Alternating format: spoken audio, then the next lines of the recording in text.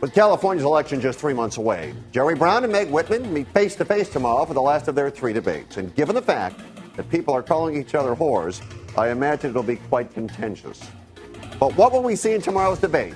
And to answer that question, let's delve into the Feldman files with veteran reporter Charles Feldman.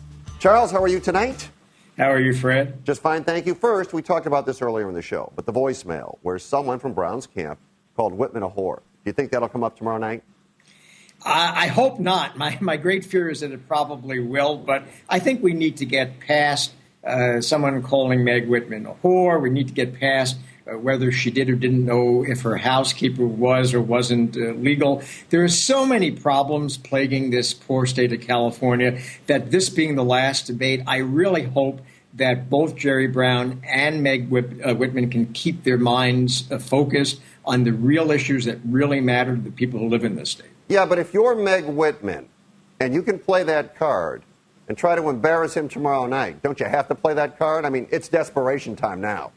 Yeah, probably, although, you also get points sometimes in politics for taking the high road. Not that often. When does that happen in this state? When?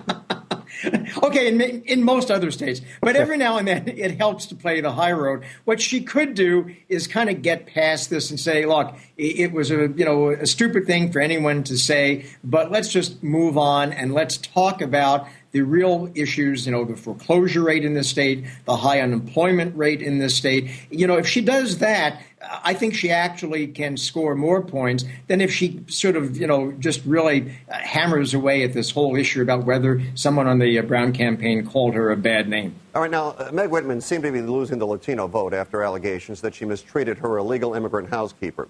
What can she do to regain the trust of Hispanic voters tomorrow night?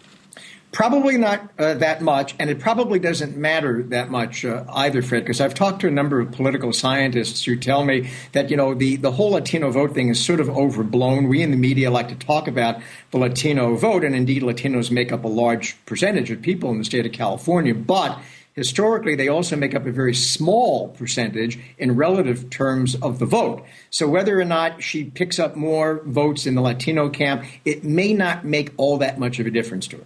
All right, now, Tom Brokaw is going to moderate the debate tomorrow. You can see it on Channel 4, our mothership. I imagine he's not going to let either candidate slither away from any questions.